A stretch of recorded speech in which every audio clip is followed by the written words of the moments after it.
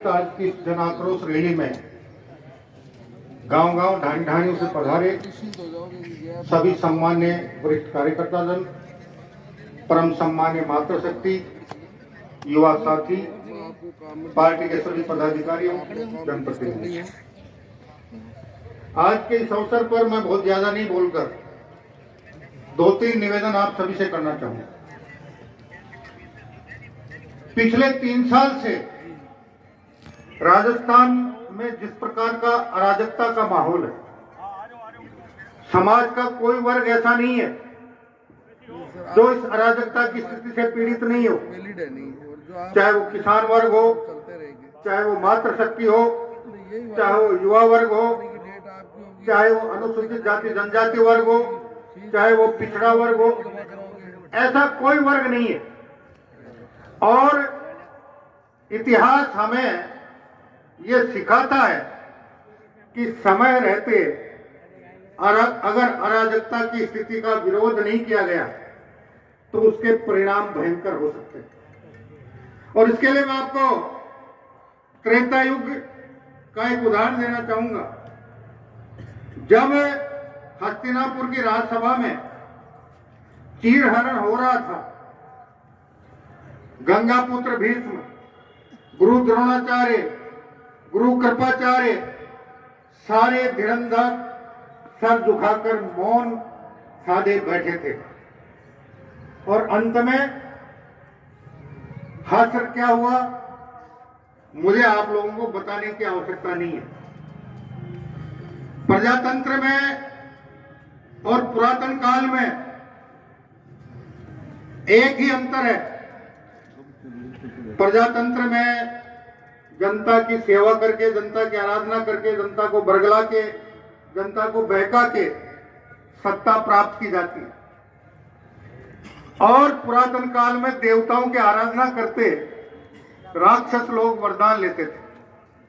कांग्रेस ने 3 साल पहले जिस प्रकार का झूठ फैलाकर राजस्थान में सत्ता हथियाई और 3 साल में जिस प्रकार का कुशासन इन्होंने प्रदेश में किया, उस सब का एक ही उपाय आप सभी सम्मान्य कार्यकर्ताओं के हाथ में है कि गलत को गलत और सही को सही मुखर होकर कहने का साहस जुटाएं और गांव-गांव ढाणी-ढाणी में हर चौपाल पर बैठकर सरकार के हर कुकृत्य का खुलकर विरोध करें। तभी पीड़ित व्यक्ति को इस सरकार के कुशासन से कुछ राहत मिल सकती है। और या फिर भगवान शिव ने जिस प्रकार भस्मासुर को वरदान देकर भस्मित करा दिया था और फिर भगवान शिव को वापस उस भस्मी कड़े से ही भस्मासुर का भस्म करना पड़ा था, आने वाले 2 साल बाद इस भस्मासुर रूपी राजस्थान सरकार को आप सभी को मिलकर भस्म करने का अभी से संकल्प लेना है।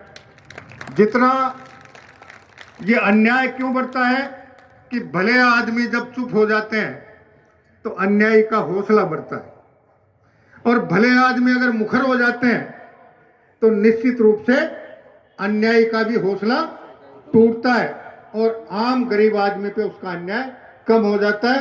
उसका पुण्य प्राप्त करने के लिए हस्तिनापुर की सभा में देवव्रत भीष्म की तरह मौन रहने की आवश्यकता नहीं है।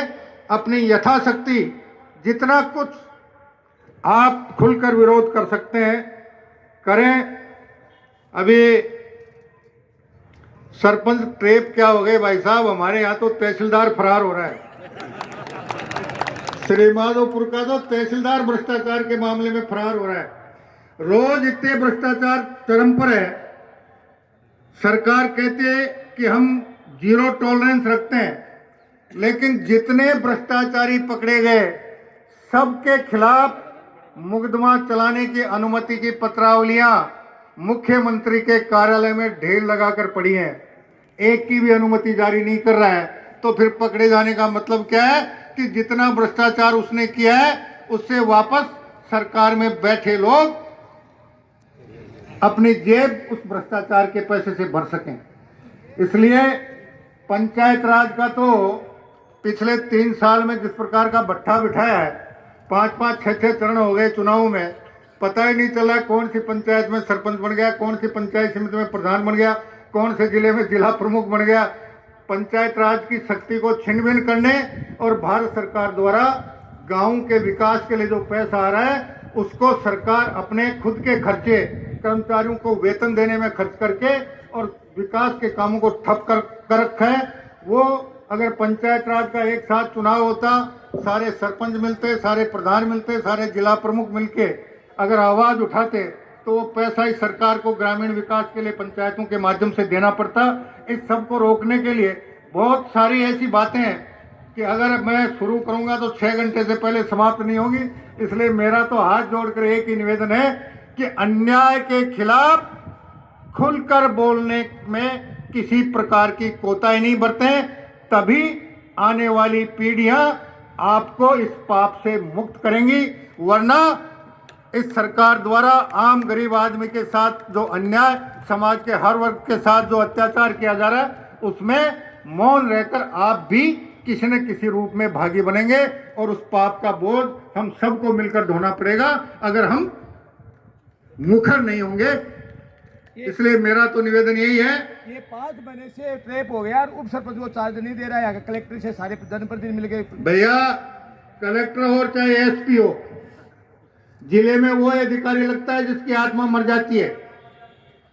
आज की तारीख में राजस्थान में 34 जिले हैं, एक भी कलेक्टर एसपी ऐसा नहीं मिलेगा जिसकी अंतरात्मा जागृत हो।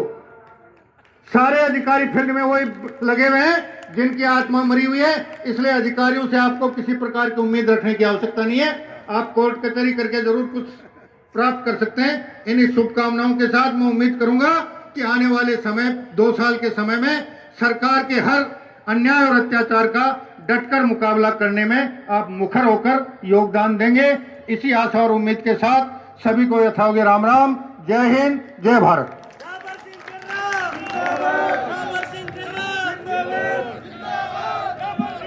बहुत बहुत बढ़िया माननीय जावर सिंह जी, आपने किस प्रकार से अपना